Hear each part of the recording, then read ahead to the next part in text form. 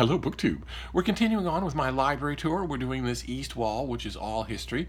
I've had to experiment with a couple of different arrangements for how to film this, but there doesn't seem to be any way for me to avoid this otherworldly corona that is caused by the light that floods in through this room on that entire wall. There doesn't seem to be any way for me to avoid that, and I'm not sure that I would if I could, since that light is soon to be replaced by the gray winter landscape that's currently bearing down on Boston. I mean, it's not another month until the idea that it would be bright and sunny and warm outside is a distant memory. So I'd rather hold on to that and just put up with this. The only question that I have here with this particular thing is this particular setup is how well you'll be able to see the books. But I'm going to natter about them anyway. So we're going to do this next shelf. We are slowly but surely zeroing in on the end of this history section, which will also be the end of this room, even though a couple of eagle-eyed readers have pointed out to me in email. Keep in mind, you can email me at st.donahue@gmail about any subject under the sun. A couple of people have pointed out that they bet that just from watching my videos, they bet that a lot of those stacked books behind me there are new, and we're not in this library tour. So this really is a kind of a worm or a Boris. This can go on forever, but we're almost done with this book. We're going to do as much of this next shelf as we can. I don't think I need to split it up. These are just long videos anyway, by nature. So the first one that we're dealing with here is the Oxford History of Ancient Egypt by Ian Shaw. And this is one of 80 million ancient Egypt histories that routinely show up at the bargain carts of the Brattle Bookshop here in Boston. And it's one of 80 million that I have had. I have had 80 million of those volumes, one kind or another. Studies of particular pharaohs, studies of particular dynasties, studies of military history, literary history, religious history, and also huge multi-volume just general studies of ancient Egypt. And I don't know why, but I don't appear to have any of those books anymore. It looks like this is the only one that I have, the only history that I have of ancient Egypt. I don't know why that is. Maybe at some point, you have these horrible psychological convulsions where you think, okay, well, I have too many books, and let me look at this shelf and just make some hard decisions about what I do and do not want. And maybe when I was doing that one day, I thought, well, how interested are you really in ancient Egypt? So, do you really need all these books on ancient Egypt? Why don't you just pick one and keep that? Now, this is a terrific one to keep. These Oxford Illustrated Histories are amazing. They're amazingly good. But I should have lots of others. Ancient Egypt fascinates me so much that I actually wrote a NaNoWriMo. One year, my NaNoWriMo story was set in ancient Egypt. And took a lot of fun hypothetical research beforehand, before I wrote a word of it. I thought to myself, I knew right away when I was planning that story that I wanted it to be my elevator pitch, the elevator pitch you're supposed to have with stuff like this, where you can get the story done in 2 words, 3 words, 1 sentence, 1 quick sentence. My elevator pitch I knew already for that NaNoWriMo was King Tut with superpowers. I've read a lot about King Tutankhamun, and I wanted to do a story about him, but I also wanted him to have superpowers, and I wanted some upper caste Egyptians just in general to have superpowers, and that presented me with the kind of plotting problem that I like. I don't like real plotting problems. They bore me, and I'm not good at them, but that presented me with a conceptual plotting problem, which is, what kind of superpowers could I give to noble ancient Egyptians? What kind of superpowers could I say they had without changing their history? In other words, what kind of superpowers could they have that would still have allowed them to live and die, that would still have allowed them to live the way they did? We know a lot about how they lived, and that could still have allowed their country to be invaded, to have bad seasons, growing seasons, good growing seasons, to be warlike in other nations, but on purely conventional grounds. What superpowers could I give the ancient Egyptians, and King Tut in particular, that wouldn't affect any of that? So in other words, so that I wouldn't be writing an alternate history of events that we know happened. And I went to the great Egyptian collection in the Museum of Fine Arts here in Boston. If you ever come to Boston, I will tour you through that collection. It is amazing. And I sat and studied. I just sat and stared at the statues. And I looked at all of the plaques, and I looked at all the artifacts, and I went through a lot of my ancient histories, my history volumes of ancient Egypt, with that very unscholarly goal in mind, to figure out what powers could these people have had that wouldn't have affected the physical world around them, so that I don't have to change a single thing about that. So I don't have to say, for instance, that the Egyptians had superpowers, but that the Sumerians had greater superpowers, and that's why, or anything like that. And after a long while, I realized that the answer was staring me right in the face, and the answer was in the Egyptian Book of the Dead. The answer is in Egyptian mythology and sociology itself. The Egyptians believed, the upper class and hyper-religious Egyptians believed that they had superpowers. Anyway, and they wrote all about them. and very, very tellingly, they were the kind of superpowers that don't affect things, so that you can go right on claiming that you have them. So I just opted for that. I opted for, souls that can leave your body at your command, and telepathy, and all sorts of seeing emotions as energy wavelengths and whatnot. Stuff that you can easily come across quite often in Egyptian mythology and in the Book of the Dead. So, but that was a long digression to say that I have read a lot on this subject. I don't know why I only have one book. It's another example of what has cropped up on this library tour often, which is, now it's not going back. It doesn't want to go back home, which is me finding gaps, lacunae in this library, stuff that I very much want to address. So maybe I will. Maybe that's the point of library tours. Okay, this next one is an old book. You are accustomed most often to seeing old books on two of the other OGBG library tours that are going on right now. There are 4 old geezer booktubers. Okay, I don't know. I don't see a copyright date on this thing, but I think it was in the first decade of the 20th century, so 1910, 1905, something like that. And ordinarily, you would see an old antiquarian volume like this on Mark Richardson's library tour, which is ongoing, or on Jason Harrigan's library tour, which is ongoing. Todd's Bursting Bookcase. Todd seems to be slightly more of an omnivore, slightly more of someone who will hoover up, anything that strikes his fancy at used bookstores, and I am too. So this is an older thing, but only because I have access to a place called the Brattle Bookshop here in Boston, which is amazing, just amazing. And I don't need to go up to the third floor of the shop is an antiquarian, old and collectible books, and I don't need to go up there to get things that are 150 years old, because they also have a sale lot outside, and old books show up in the sale lot all the time. And this is by Cecil Headlam. And it's an illustrated volume of Venetia and Northern Italy. And by illustrated we mean, let me get you an example here, color drawings. And the color drawings are by Gordon Home. And this is just an old book on Venice. It's a tour guide, really, and what the flavor of the place is and what sort of thing. It doesn't really belong on a shelf of history. It belongs on occasionally when I get my act together in terms of having a personal library, I put all my Venice books together, irrespective of whether or not they are travel guides or meditative essays like you get from Mary McCarthy or Jan Morris, or whether or not they're histories or picture books. I put all the Venice books together. I don't think that's true at the moment. It should be. Then this should be there, but it shouldn't be here. All right. Okay, well, this next one is really old as well. I wonder why that is. This is probably the beginning of the 20th century as well. This is 1903.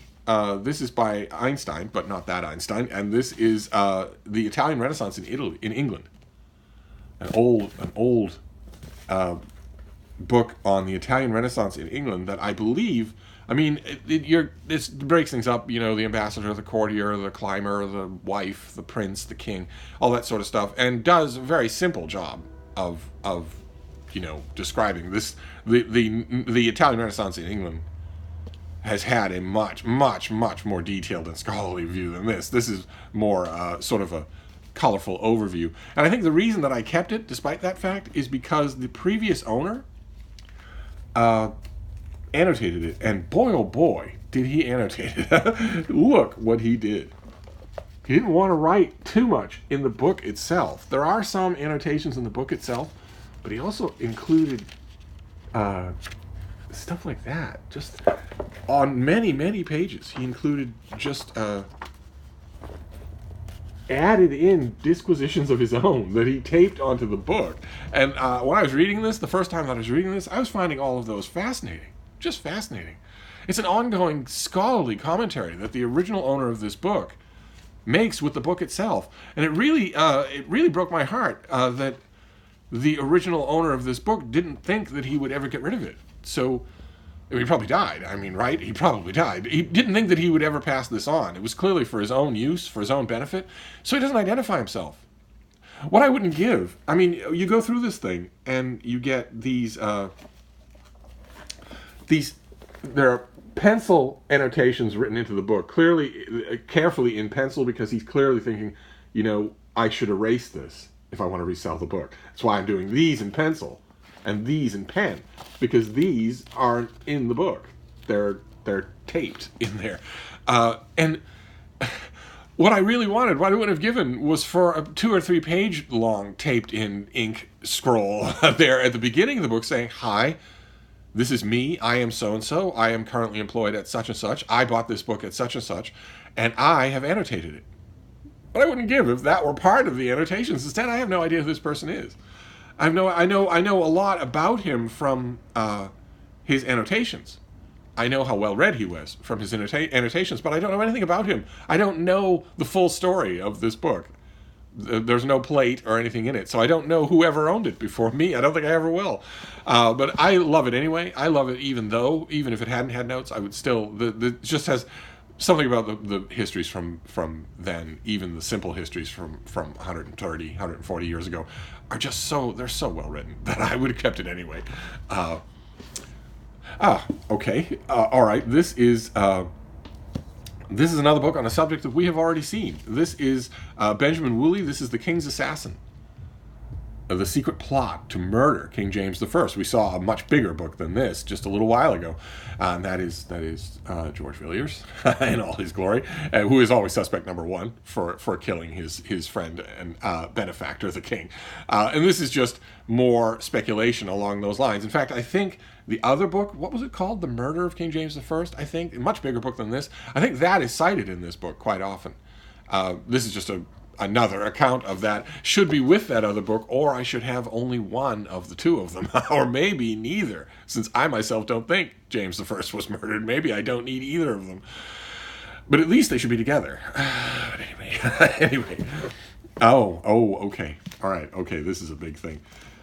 This is James Davidson, who we have seen on this library tour, I think, for 2 books. I think we saw Courtesans and Fish Cakes. And I think we saw one Mykonos, where his gay memoir about partying it up on the island of Mykonos.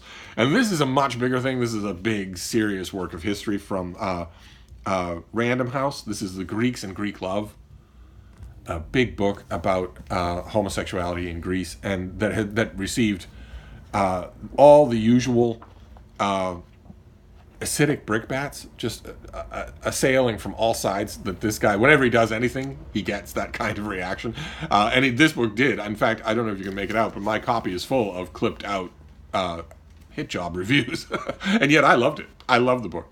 I thought it was just fantastic. And of course, Davidson is such an energetic writer. That I mean, when I was reading it, I wasn't really letting him stretch the blanket too much. Every time he made an egregious claim, I would sit back and say, "Oh, come on. Oh, come on.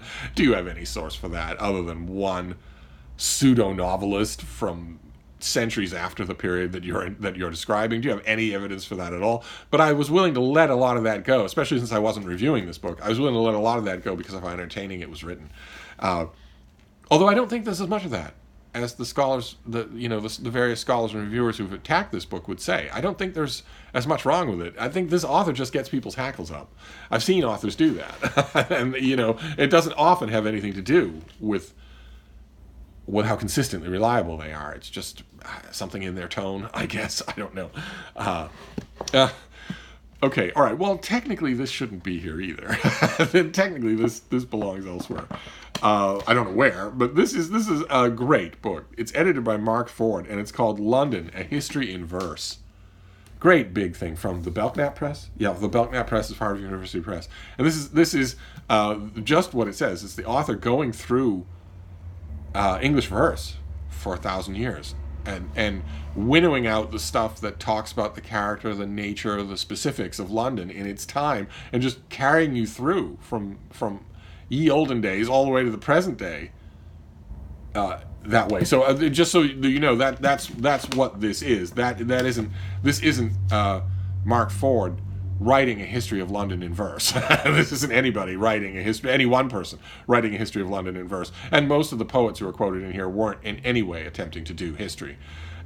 This is instead, I don't even know what you'd call it. It's a weird kind of just incantatory look at how London has struck generations of poets.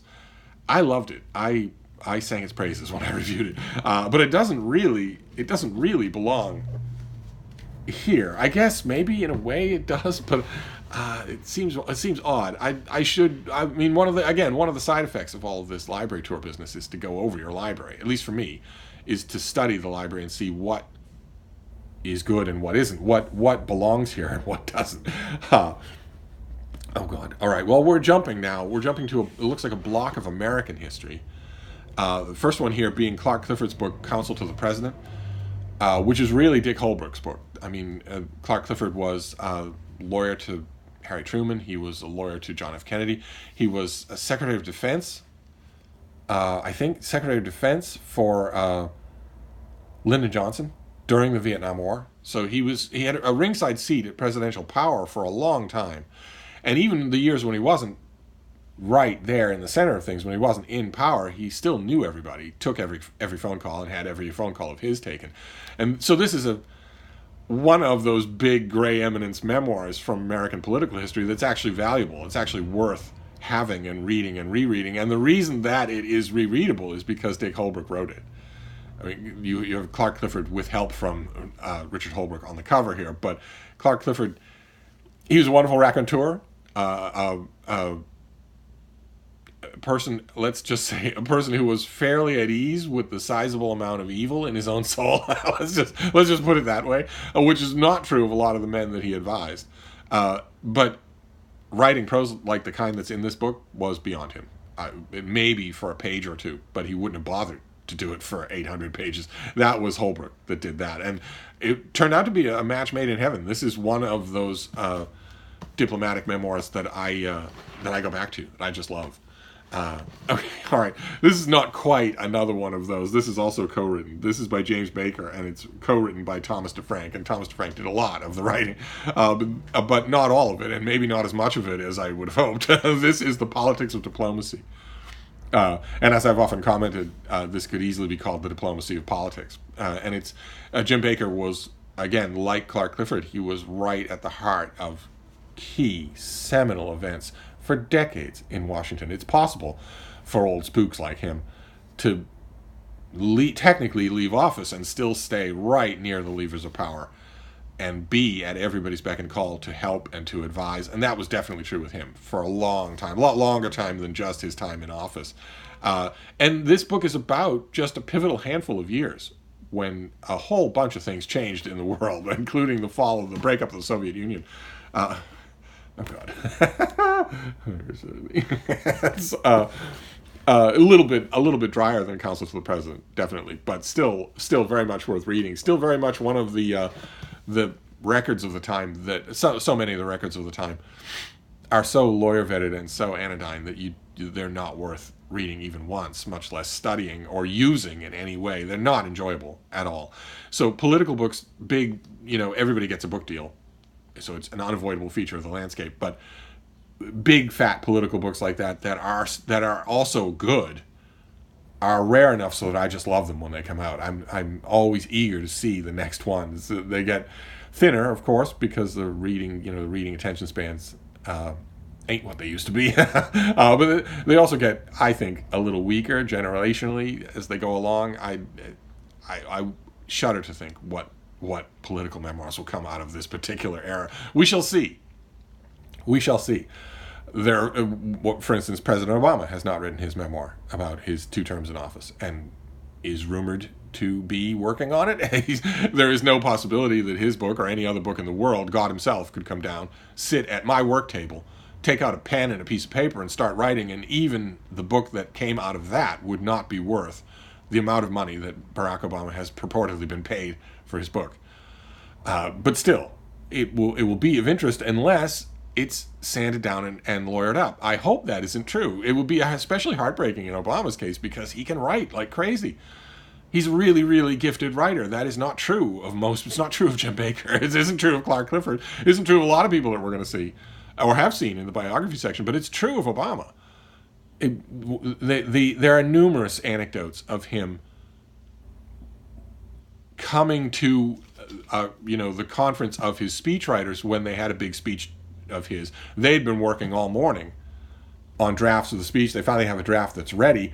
He then joins them at that point, reads it through, and there are numerous people, not just Ben Rhodes, but or Jon Favreau, but many people pointing out that often Obama would then just slump for. He would be reading and he'd be listening and he'd be sort of part of the general conversation, and then the task of prose on the page would take over in his mind, and these aides of his could see it take over, and suddenly he would be leaning forward and he would be writing out sentences, whole paragraphs, sometimes redrafting the whole thing himself. And to every wordsmith in the room, you won't find anyone more territorial than a freelance wordsmith.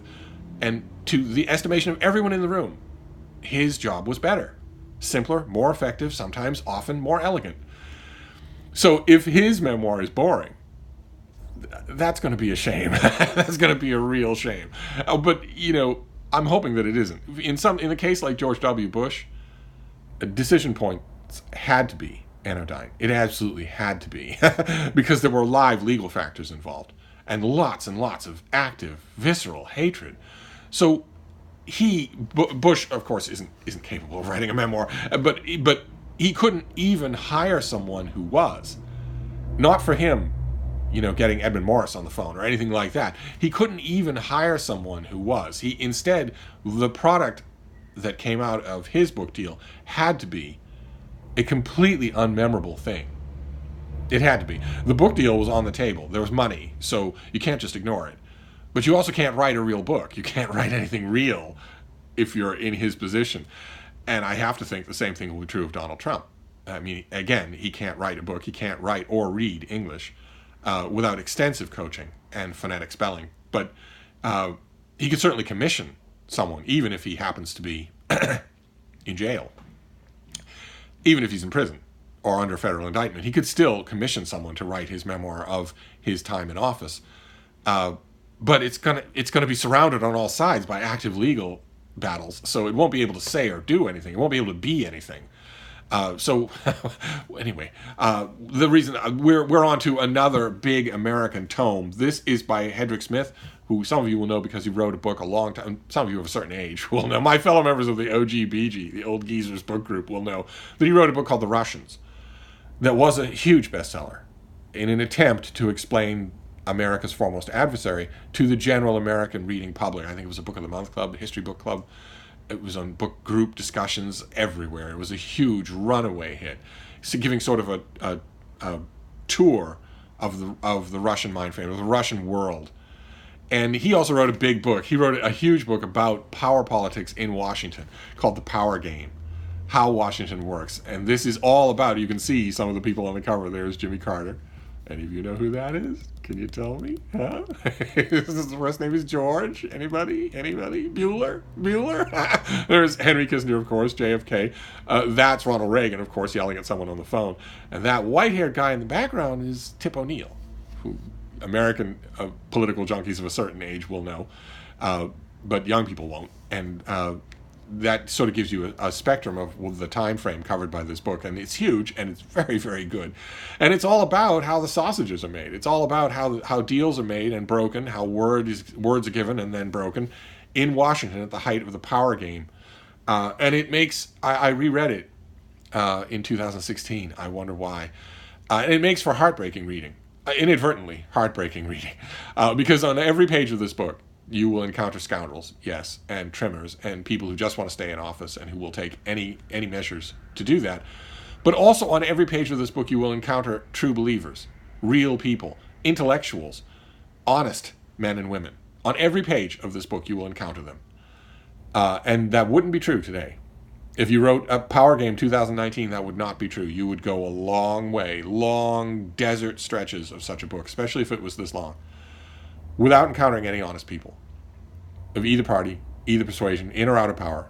You would go long, long stretches just looking at the pygmy-infested wasteland bequeathed to the American political landscape by Newt Gingrich.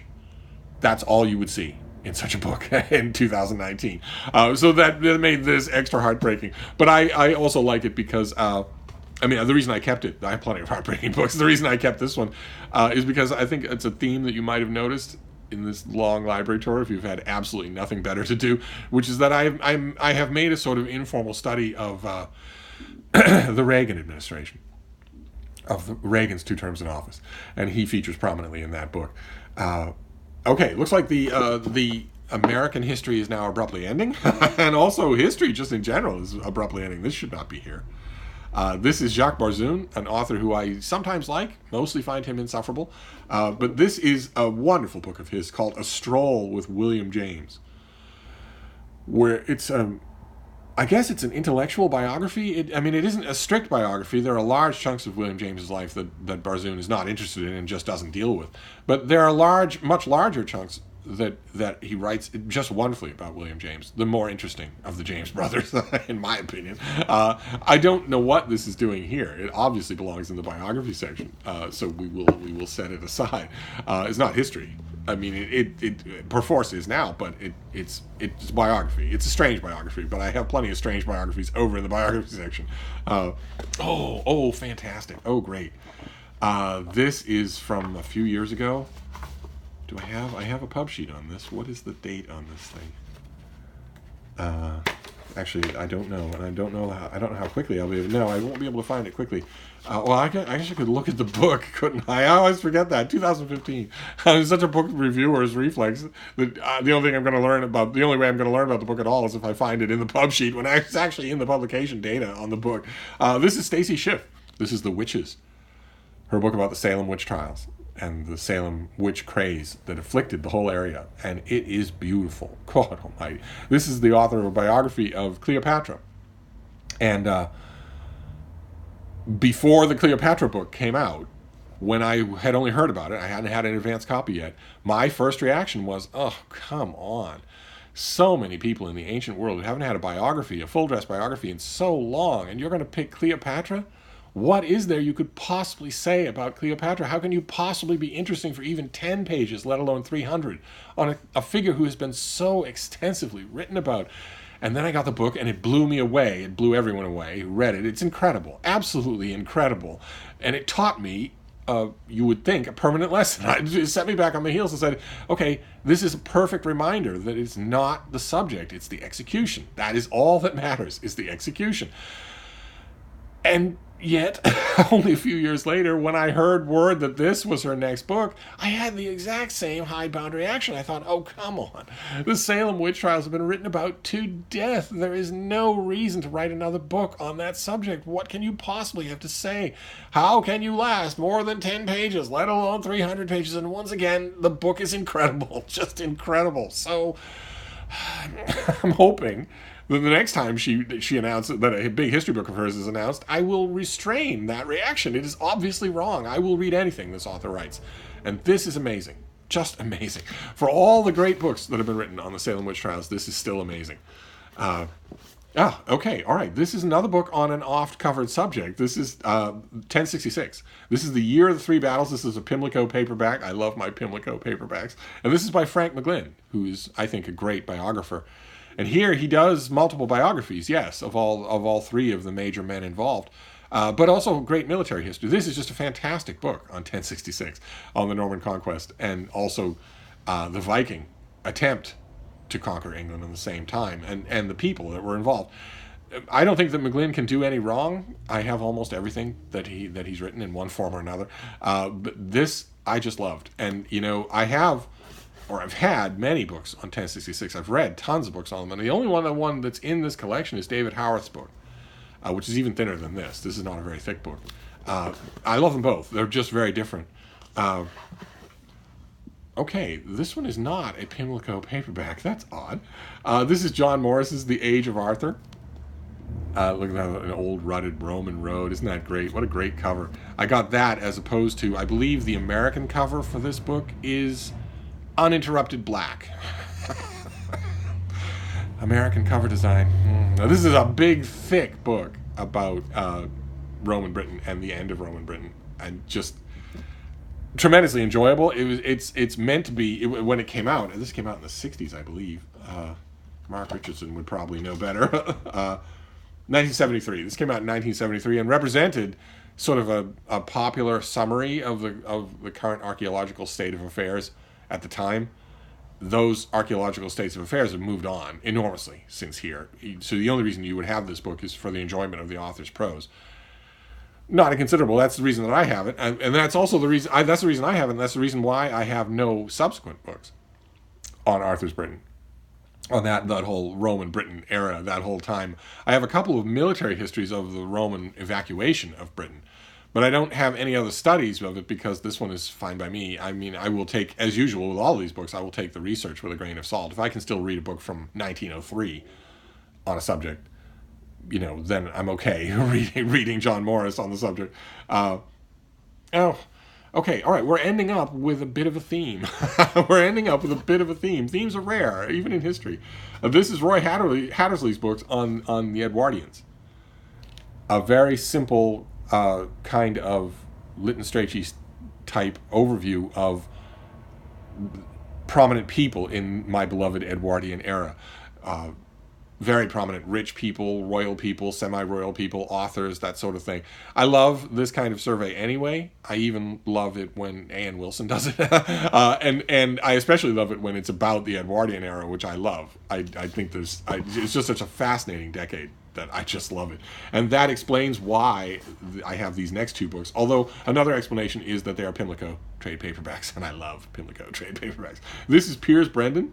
This is Eminent Edwardians, an explicit Lytton Strachey echo, where he looks at a handful of Edwardians and does the Strachey shtick of giving us potted biographies that are linked in theme, attitude, and quotable lines. And this is just delightful. I reread chunks of it all the time. And then there's this one, also a Pimlico paperback. Amazing, an amazingly good book. This is Samuel Hines' book, The Edwardian Turn of Mind. There's the king right there. I love the Edwardian era so inordinately that I can also identify all the other men in that photo. Don't let this happen to you.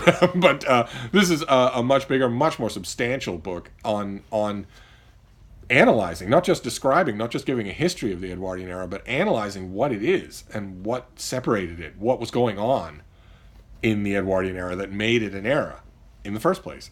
I just love this book. I love it so much. I mean, actually, I don't really go to used bookstores, anything like the frequency that I used to, but when I go to used bookstores nowadays, I look for a second copy of this because I need a backup. I go back to this so many times that the binding is starting to complain. So there you go. An inordinately long video, but that is one whole shelf. And this video is only long because I had some digressions. That's all. I'll try to control those next time. That is another shelf in this history book tour. So I don't do these library tours on the weekends. I figure you need a break. So we'll do one more tomorrow, and then we'll just continue. So I'm going to wrap this up for now, but we have plenty of other bookish stuff to talk about, and maybe, just maybe, later today, a surprise. Something different on this channel, I know. Control yourselves. It might not work. Usually my attempts to do anything different don't work, but if it does, well, then you'll see. But anyway, and that's just the different thing. There are plenty of same olds that are coming your way today. So I'll wrap this up, but I'll be back. Thank you, BookTube.